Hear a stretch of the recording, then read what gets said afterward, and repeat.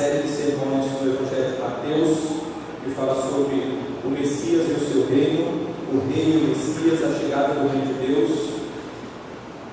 E, portanto, nós vamos dar continuidade agora em agosto, retornando então ao nosso livro base de estudo nesses tempos. Portanto, abra sua Bíblia em Mateus capítulo número 15. Esse é o nosso texto base para o sermão hoje à noite. Mateus capítulo número 15, do versículo 1 ao versículo número 20. Eu vou proceder à leitura do texto bíblico. Os irmãos acompanham atentamente. Mateus capítulo 15, do versículo 1 ao versículo número 20. Diz assim o texto da palavra do Senhor. Então vieram de Jerusalém a Jesus alguns fariseus e escribas e perguntaram: por que transgridem os teus discípulos a tradição dos anciãos, pois não lavam as mãos quando comem? Ele, porém, lhes respondeu: por que transgredis vós também o mandamento de Deus por causa da vossa tradição? Porque Deus ordenou: honra a teu pai e a tua mãe, e quem maldisser a seu pai ou a sua mãe seja punido de morte. Mas vós dizeis: se alguém disser a seu pai ou a sua mãe, a oferta ao Senhor aquilo que poderias aproveitar de mim, esse jamais honrará seu pai ou a sua mãe. E assim validaste a palavra de Deus por causa da vossa tradição. Hipócritas, bem profetizou Isaías a vosso respeito, dizendo: este povo honra-me com os lábios, mas o seu coração está longe de mim.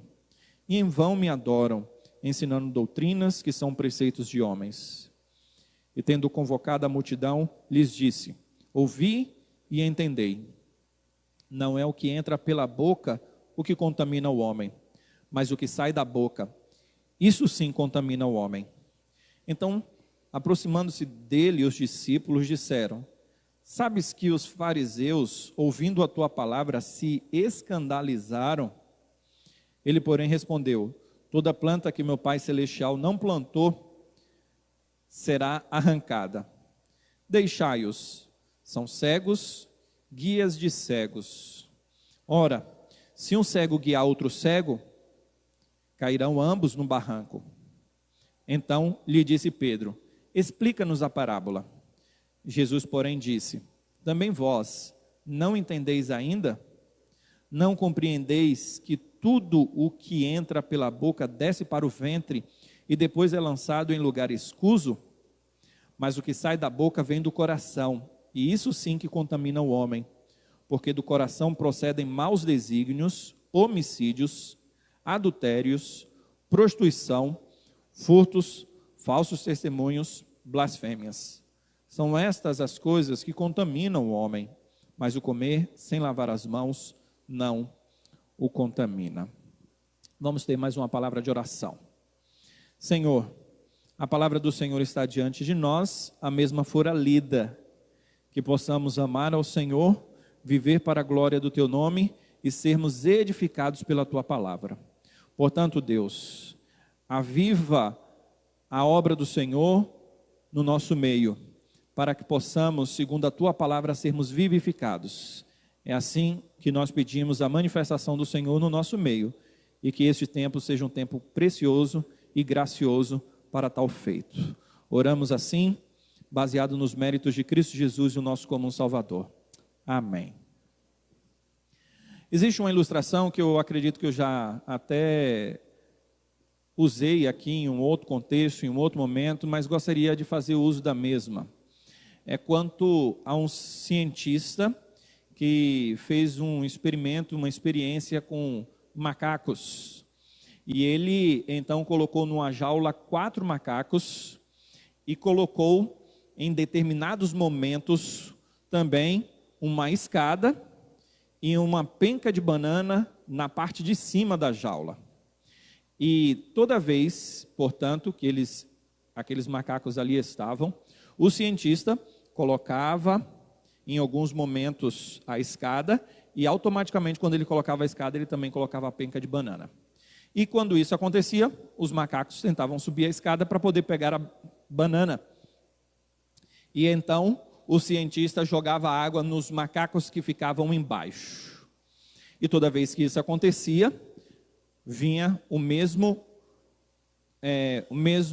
parâmetro. Escada, banana, um subia e os de baixo levavam um jato de água fria. E por causa daquele mesmo parâmetro, por causa daquela mesma situação que ocorria rotineiramente, os macacos que ficavam embaixo perceberam que eles levavam banho de água gelada em todo momento que a escada e a penca de banana eram colocadas. E a partir da percepção dos macacos quanto a esse fato, eles começaram a bater naquele que se aventurava a subir pela escada, para que ele não subisse, a fim de que eles não levassem o banho com água fria. Até que quem se aventurava apanhava, e depois todos pararam de subir na escada para tentar pegar a banana que ficava lá no alto.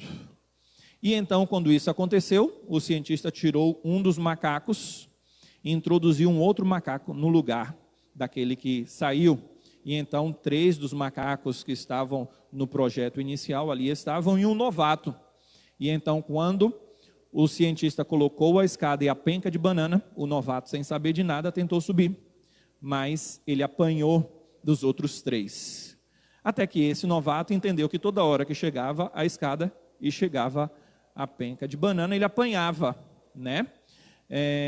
E ele então parou de subir, porque ele entendeu que toda hora ele apanhava quando chegava a banana e a escada.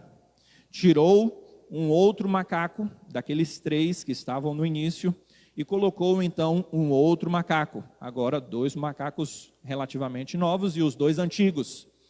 E então colocou-se a escada, colocou a penca de banana, e eu acredito que o macaco que entrou agora, quando foi subir, o outro macaco que recebeu uma pancada, ele deve ter pensado mais ou menos o seguinte: eu era calouro e apanhei, agora é minha vez de bater. E então, quando o macaco novo foi tentar subir pela escada, também apanhou dos outros macacos. Até que aconteceu o mesmo padrão. Ele parou de subir, o segundo macaco, e então, quando se colocava a penca de banana e a escada, ninguém mais subia, nenhum dos macacos. E então, assim se retirou o terceiro macaco que estava do início, e aconteceu a mesma coisa, e por fim retirou o último macaco que estava no início, e também acontecia a mesma coisa. A ideia você já pegou de forma sucessiva. Mas agora há um fato curioso, e era isso que o cientista queria nessa questão de entender um padrão de um comportamento. E o fato curioso era que aqueles 4 macacos que ali estavam, eles nunca receberam banho de água gelada, e eles reproduziam aquele comportamento. E se eles pudessem falar, e se nós perguntássemos para eles: por que vocês batem nos outros macacos quando chega a escada e a penca de banana? Provavelmente eles falariam: não sei, mas quando eu cheguei aqui era assim. O que essa ilustração nos narra? Nos narra que uma tradição, um paradigma, nasce pela reprodução de comportamentos de um determinado grupo. Quando nós olhamos para o texto de hoje, nós encontramos a centralidade do texto a partir de uma tradição. É aquilo que faz com que toda a conversa se desenvolva. O que é uma tradição? A tradição é um comportamento adquirido a partir de padrões legados por um determinado grupo ou por uma pessoa, e então aquilo se mantém, se perpetua por gerações, por grupos e assim sucessivamente. O contexto é de que nós temos um grupo de fariseus, esses têm uma hostilidade contra o Senhor crescente, uma hostilidade que demonstra uma chateação no coração e até mesmo uma raiva. Isso nós já vimos no capítulo 14, no capítulo 13 e no capítulo 12, mais precisamente aqui do Evangelho de Mateus, quando se acentua a tristeza dos fariseus, o ódio dos fariseus por parte de Jesus, em relação ao Senhor Jesus. E aqui nós encontramos agora mais um momento de discórdia, quando os fariseus encontram os discípulos não obedecendo, não respeitando a tradição dos anciãos, dos fariseus, e então Jesus é questionado nesse particular, como nós já lemos. O versículo 1 diz que esses fariseus e escribas foram a Jesus e perguntaram contra Jesus a reclamação, dizendo que os discípulos deles estavam transgredindo, quebrando a tradição dos anciãos. E por quê? Qual era a tradição em questão aqui? A tradição era o comer sem lavar as mãos. Primeiramente, gostaríamos de salientar que não é simplesmente uma reclamação pelo fato de não lavar as mãos, como nós fazemos com os nossos filhos, né? Antes de comer, eles não querem lavar as mãos, pelo menos alguns são assim, e nós falamos, vai lá lavar as mãos. Não é uma questão simplesmente de higiene, é uma questão de um substituto da espiritualidade. Eles estão aqui reclamando com Jesus o fato da espiritualidade dos discípulos na concepção dos fariseus e dos escribas serem uma espiritualidade diminuta por causa da não observância do lavar as mãos antes de comer. Portanto, é um aspecto religioso que está envolvido aqui, e não um aspecto simplesmente cultural, ou um aspecto simplesmente de limpeza, um aspecto social. Nós encontramos uma questão da espiritualidade que envolve todo o discurso desse texto. E então Jesus vai dar uma palavra dura quanto à questão da atitude dos fariseus. E a palavra dura, na resposta de Jesus, nós encontramos no versículo 3, essa expressão, dizendo que por causa da tradição, eles estavam anulando o mandamento de Deus. Jesus fala isso através de uma pergunta: por que transgredis vós também o mandamento de Deus por causa da vossa tradição?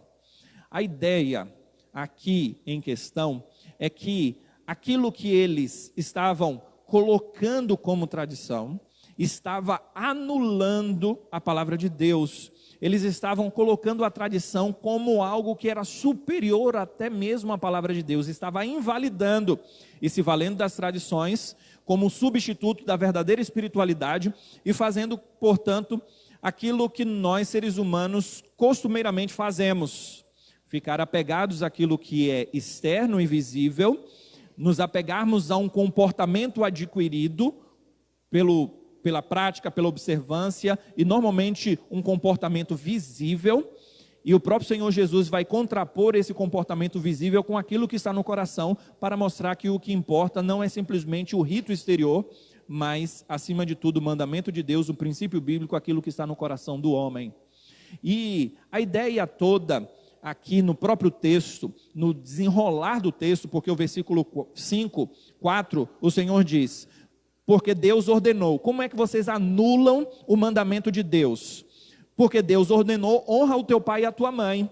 E vocês estão invalidando o mandamento de Deus por causa da tradição. Porque a tradição, especificamente, criada por vocês, trouxe um aspecto de anulação da palavra de Deus. E aí, o versículo 5 explica que tradição é esta. Mas vós dizeis: se alguém disser a seu pai e a sua mãe, oferta ao Senhor aquilo que podereis aproveitar de mim, esse jamais honrará seu pai e a sua mãe. Aqui, a expressão grega usada para essa oferta é korban. O que é que está aqui dentro do texto, dentro da interpretação saudável dessas palavras de Jesus? Explicarei. O que eles faziam era o seguinte: o Senhor Deus disse que era para honrar pai e mãe. E honrar aqui não é simplesmente no sentido de falar: pai, bênção mãe, Deus te abençoe meu filho, como é que foi no colégio hoje? Oi, tudo bom? Respeitar. É um sentido amplo, de cuidado inclusive. E eles estão agora invalidando esse cuidado, que é até mesmo colocar a mão no bolso e sustentar o pai e a mãe, dentro da perspectiva de que eles pegariam aquele dinheiro, ou uma quantia específica, e dariam como oferta ao Senhor, e assim eles estariam desobrigados de ajudar o pai ou a mãe. Eles criaram uma tradição que era um substituto do cuidado do pai e da mãe, dizendo: eu vou dar ao Senhor, porque Deus está acima de todas as coisas, então essa oferta será em substituto ao mandamento de Deus. Então essa era uma oferta específica chamada Corbã, né?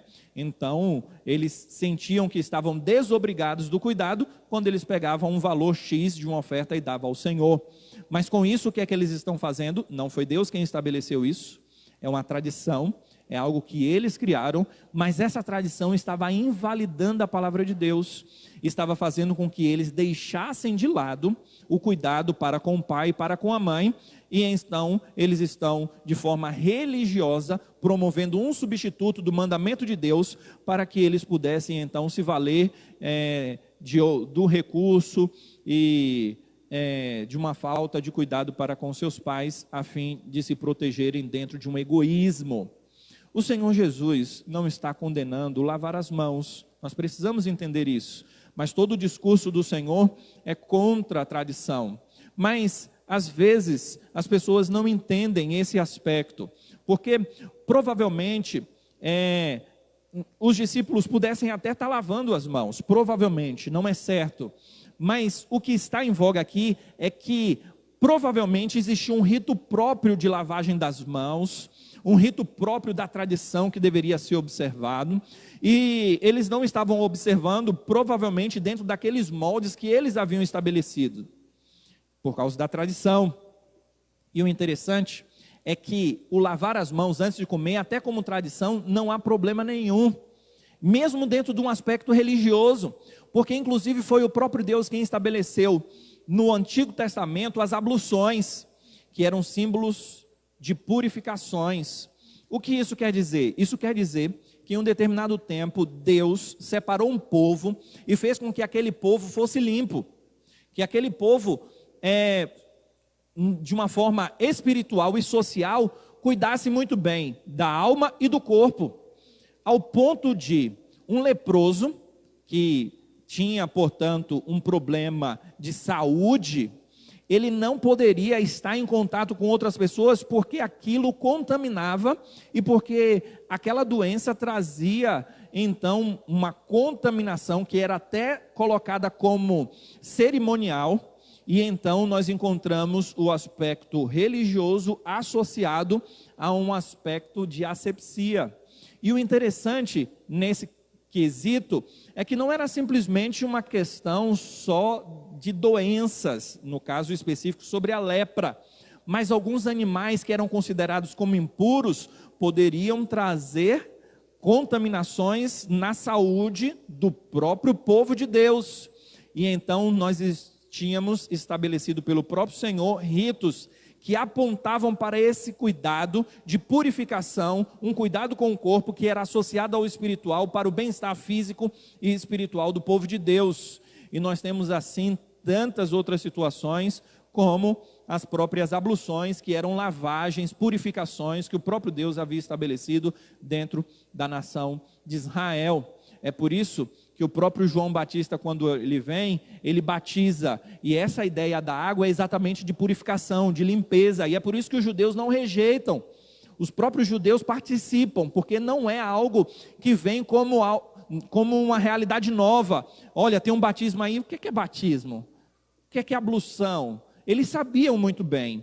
Então havia um aspecto espiritual que estava conectado com o social, e a intenção do Senhor Deus era realmente cuidar do corpo, da saúde dos judeus, e associando isso à questão da espiritualidade.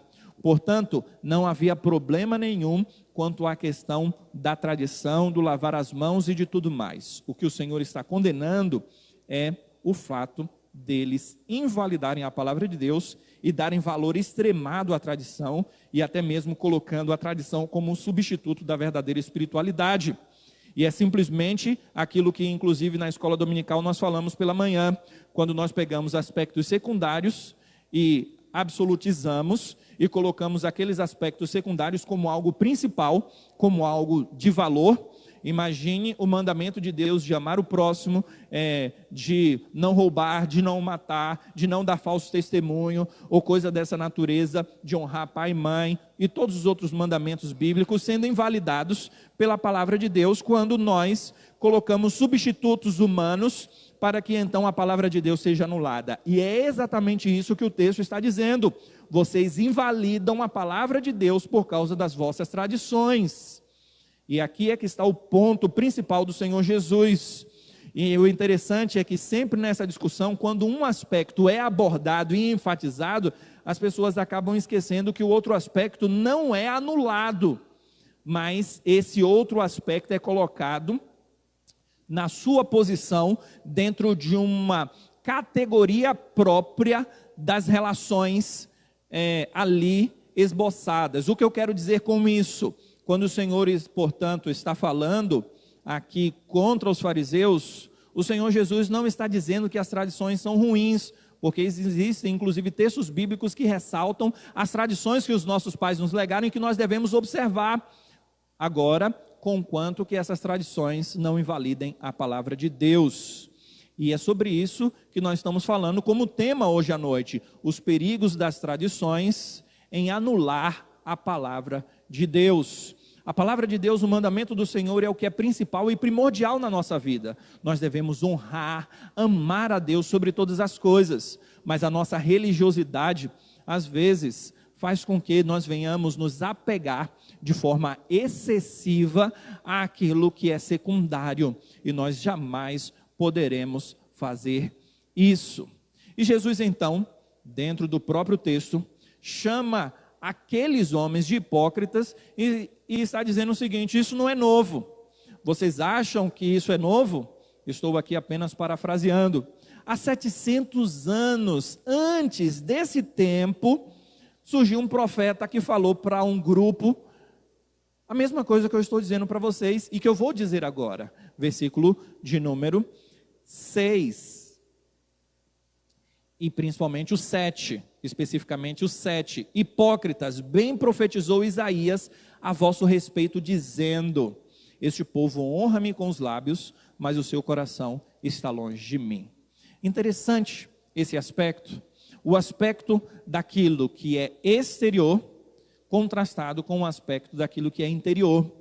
E então, o versículo 9 diz que há uma adoração que é em vão, versículo 9, porque as pessoas estão ensinando doutrinas e preceitos que são de homens.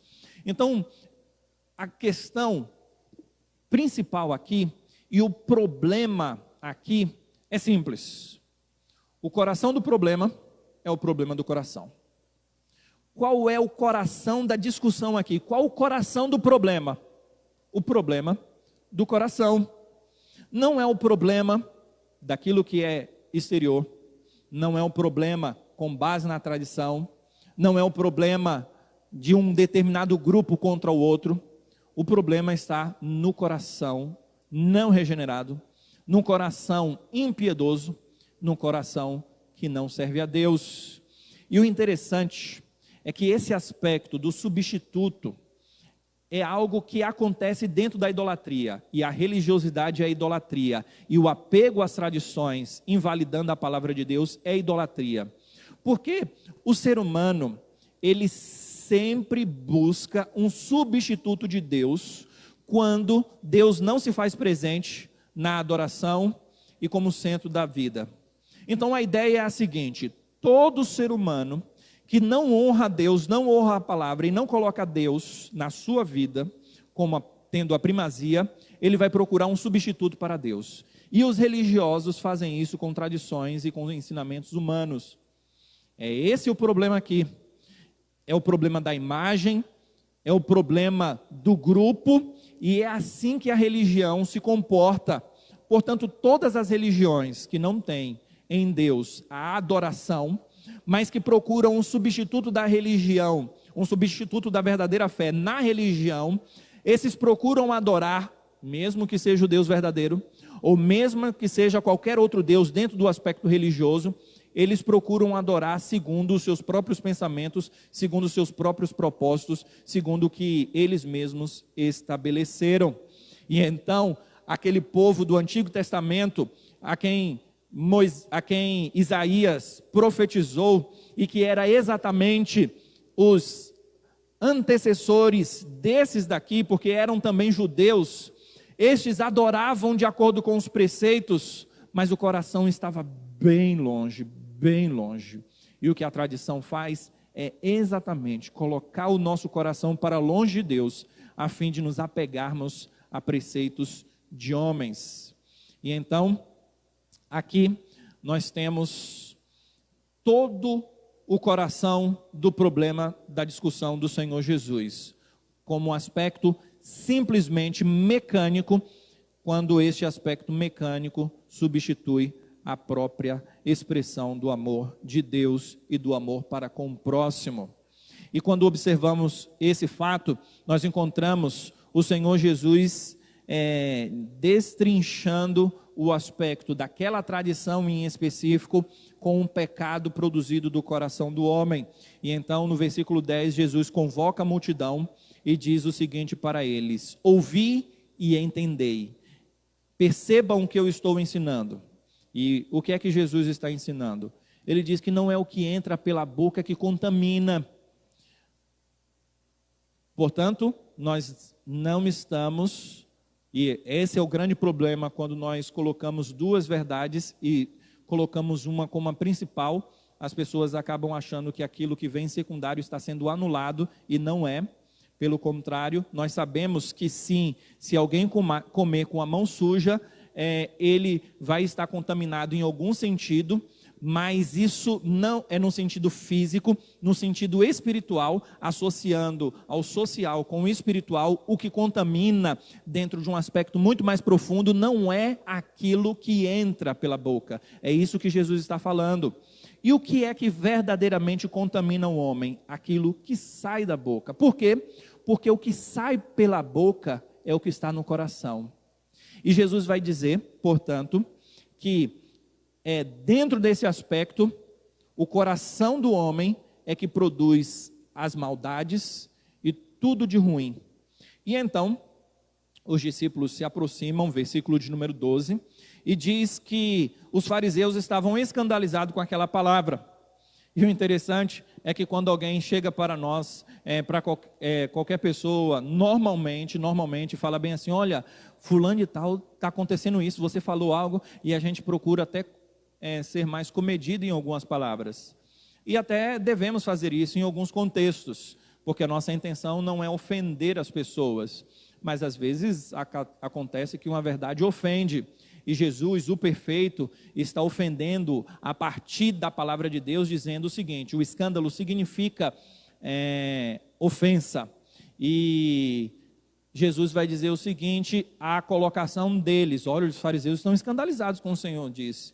Jesus diz: toda planta que meu pai não plantou será arrancada. Jesus pega mais pesado ainda, dizendo o seguinte: eles não são de Deus, eles não são de meu pai.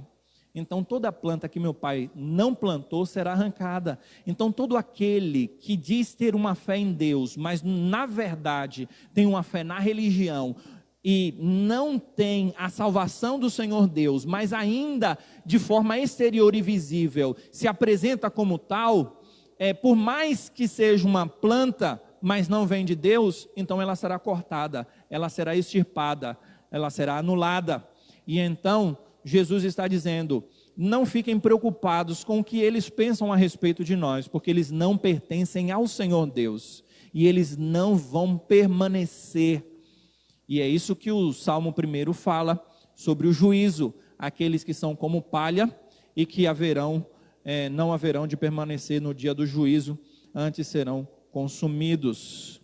E aqui nós temos, portanto, a palavra do Senhor sendo incisiva e dura num aspecto muito maior do que aquilo que ele estava relatando.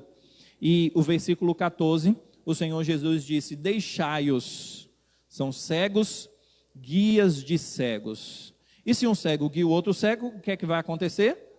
Eles não vão andar pelo caminho correto e vão cair no barranco. É como a história de um cego que estava na beira, na calçada, na beira da pista, esperando que alguém atravessasse ele, e ele está batendo a bengala dele e pedindo que alguém ajudasse para que ele atravessasse a pista. E então, uma pessoa que não era sã do juízo, conforme no nosso linguajar popular nós chamamos, de doido, então esse pegou a mão do cego e começou a atravessar. E no meio do caminho tinha um buraco, a pista estava em obras, e então aquele lunático passou do lado e fez com que o cego passasse exatamente no buraco, e o cego caiu. E então o cego lá de baixo falou: "Você é doido?" E o doido falou: "Você é cego?" O que isso quer dizer? Lógico que é uma anedota, mas isso quer dizer que não há como você confiar em alguém que não consegue enxergar e que não consegue perceber, alguém que não tem as suas faculdades espirituais desenvolvidas a ponto de compreender a realidade espiritual perfeita conforme a vontade de Deus. E o que é que aqueles fariseus, portanto, eram? Eles estavam ensinando outros e fazendo com que a tradição fosse repassada de geração em geração, mas estavam levando outros para o buraco, para o barranco, para a destruição. E é isso que a religião faz. A falsa religião, ela leva o homem a uma perdição maior.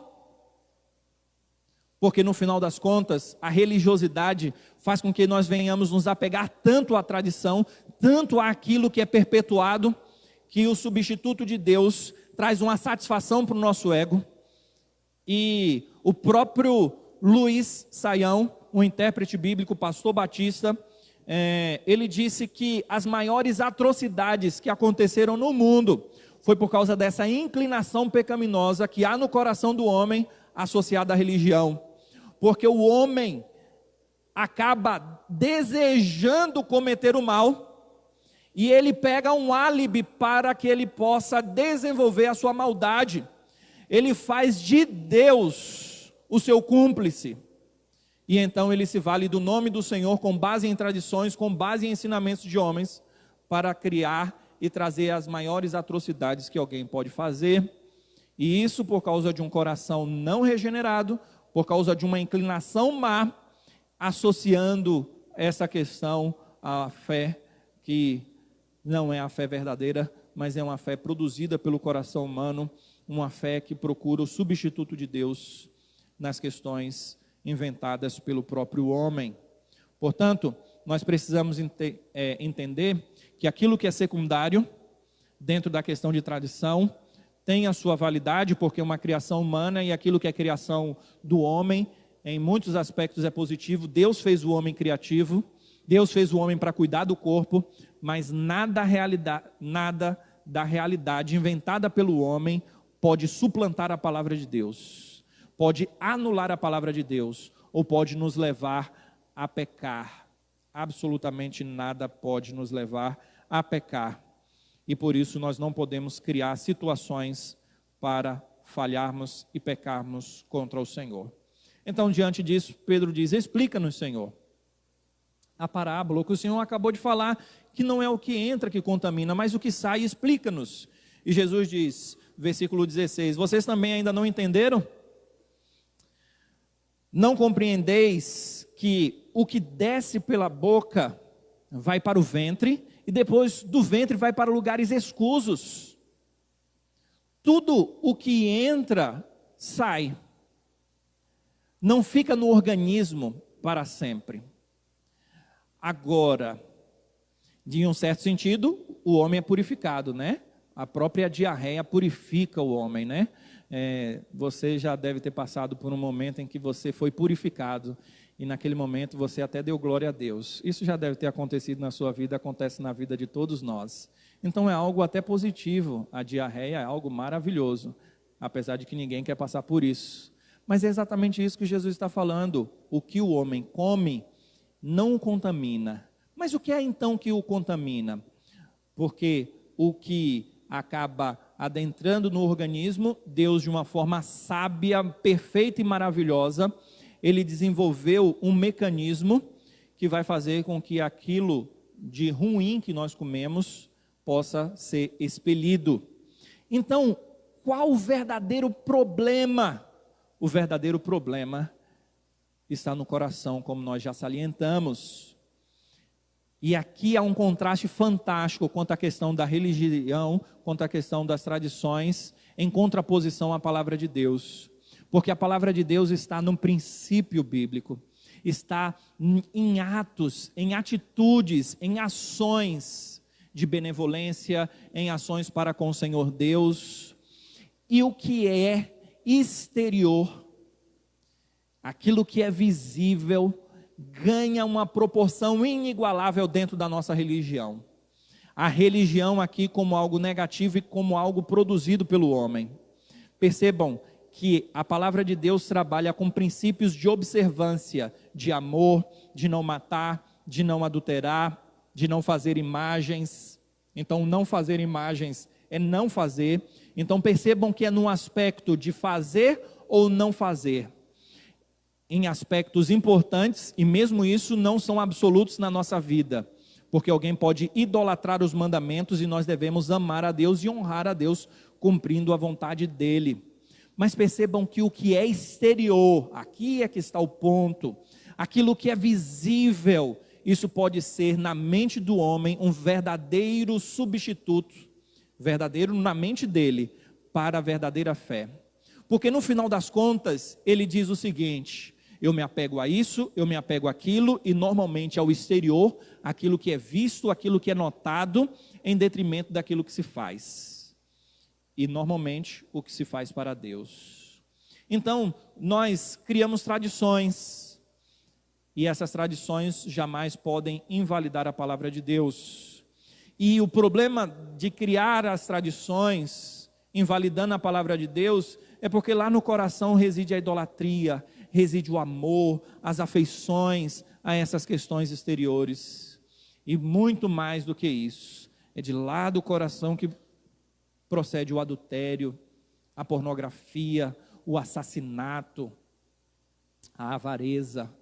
Todos os pecados são produzidos de um coração, e não simplesmente de ritos externos, e não simplesmente de atitudes externas.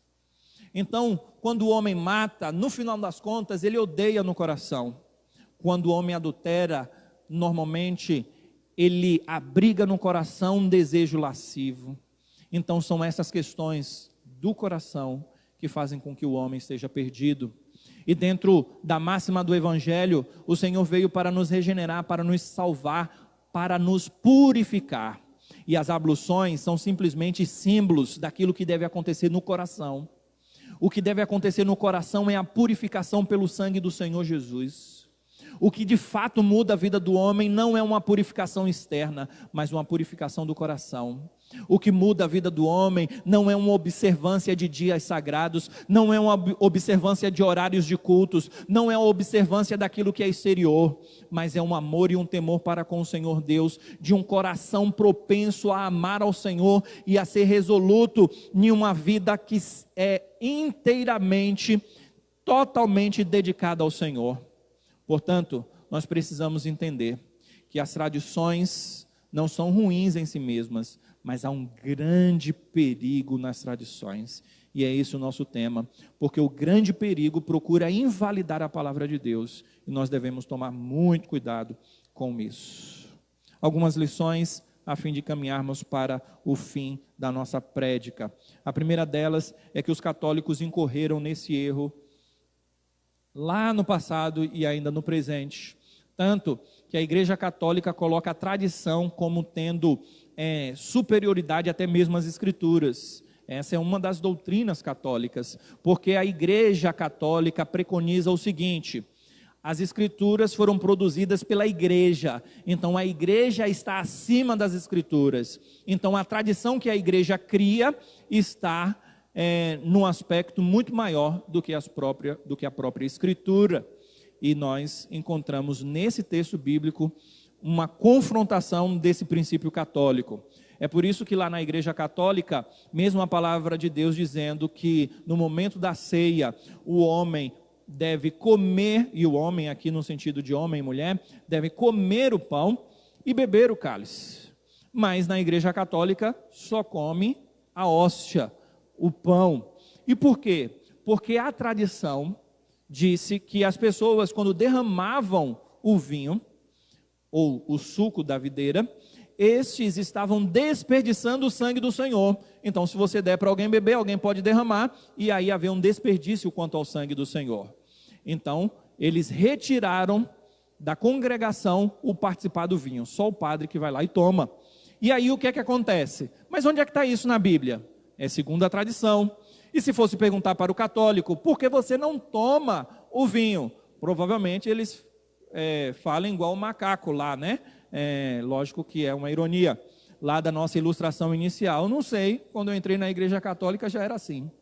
Então, há um aspecto muito perigoso de nós invalidarmos a palavra de Deus com base nas tradições.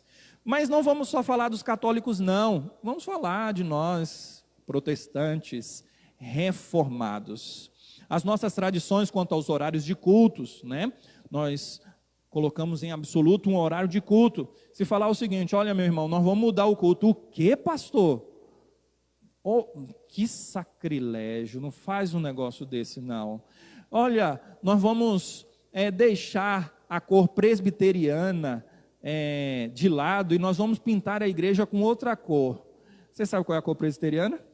Lógico que é ironia, né? Você já sabe, eu ouvi alguém falando aí que é verde, né? Então, olha, vamos tirar o verde e vamos colocar um amarelo mais clarinho, vamos colocar um branco. Ah, vamos pintar a parede assim, assado. Não, não pode fazer isso. Ah, vamos agir desta forma, daquela outra forma, e hoje pela manhã nós falamos, vamos usar esse instrumento, vamos usar aquele outro instrumento. Não, não pode. Então nós pegamos aquilo que é secundário e aquilo que é tradição, conforme o que nós observamos e idolatramos e colocamos em absoluto.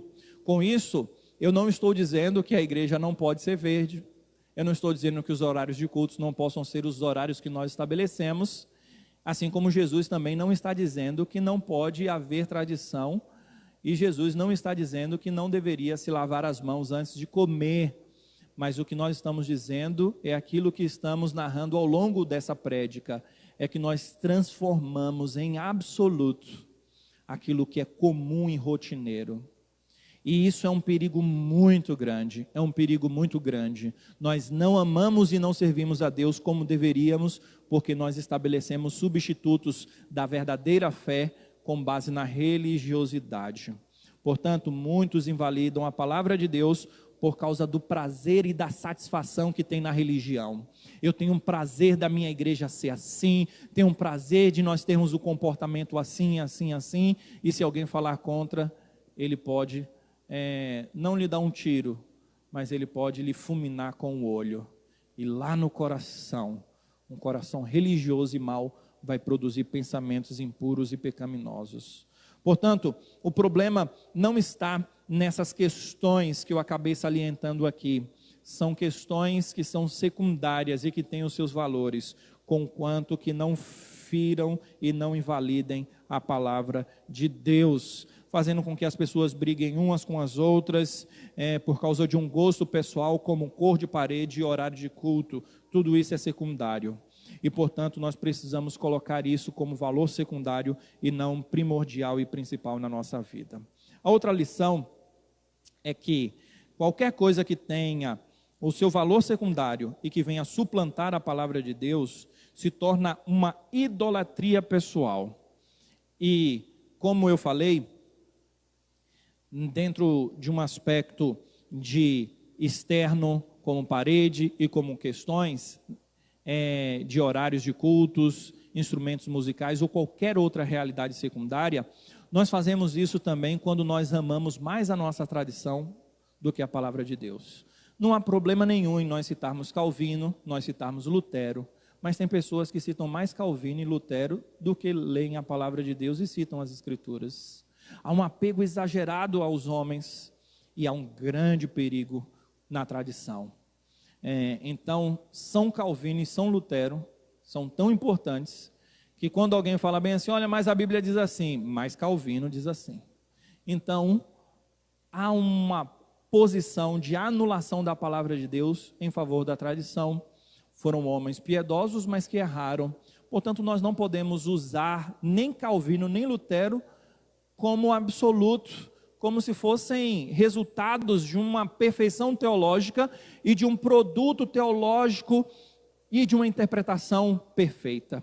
Acreditamos que esses homens trouxeram a sua contribuição no seu tempo e na história, mas também falaram coisas que não eram corretas, porque eram seres humanos, e portanto nós não podemos usar tais situações para anular a palavra de Deus. E nesse particular, eu estou dizendo sobre a nossa tradição reformada, sobre o lastro histórico que temos e que é importante e salutar, mas que acabam se tornando um substituto da palavra de Deus. Portanto, a última aplicação recai sobre a pessoa de Cristo, aquele que veio para nos salvar, aquele que deu a nossa vida para nos salvar. A redenção pessoal e particular está no fato do homem criar situações para que ele mesmo possa chegar a Deus, para que ele mesmo possa se apegar no Senhor Deus, e no final das contas o que ele está buscando é uma religião que é segundo a sua imagem e semelhança.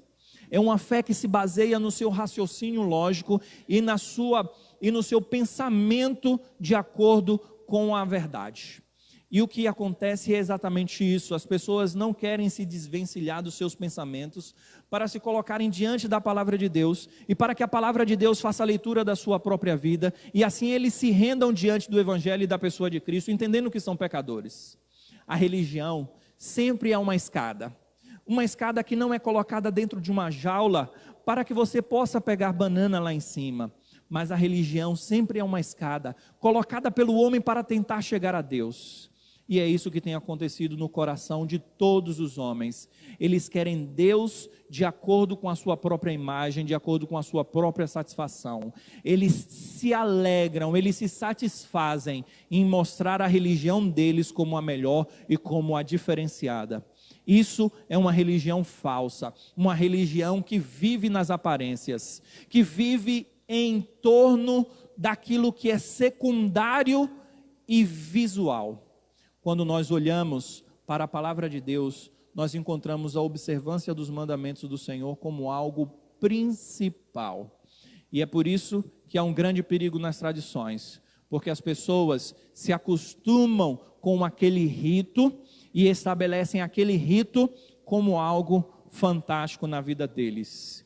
E eles não conseguem enxergar o principal, que a salvação não é um meio do homem alcançar a Deus, mas a salvação é Cristo Jesus, que foi o único e verdadeiro meio, o único e verdadeiro caminho de Deus chegar ao homem pecador, porque esse Deus santo não se achega ao pecado, ele não tolera o pecado, e quando Cristo Jesus se faz como um de nós, ele veio como mediador, e ele veio como um homem, ele veio como o nosso representante, e ele foi perfeito, santo e justo diante de Deus. Então quando Deus olha para o Danilo, ele enxerga Cristo, o perfeito e o justo.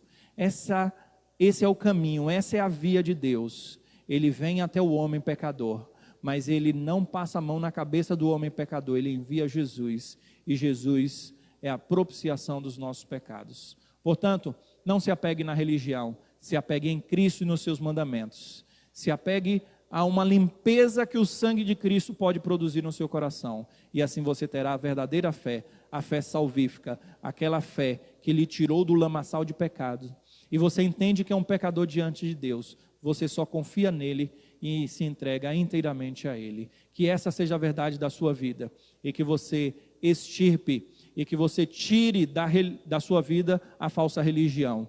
Porque se você não fizer isso, você não é uma planta plantada pelo verdadeiro Deus. E se você não tirar a religião da sua vida, Deus lhe tirará do plano que ele estabeleceu dentro do aspecto de pregação, dos aspectos visíveis e ordinários, para que nós possamos ser alcançados pelo poder de Deus. Existem aspectos visíveis e ordinários, e esses aspectos visíveis e ordinários são plantas como nós, que aparentemente servimos ao Senhor, mas que seremos arrancados pelo Senhor se nós não nos rendermos ao verdadeiro e último, ao verdadeiro Deus e em última instância ao Senhor.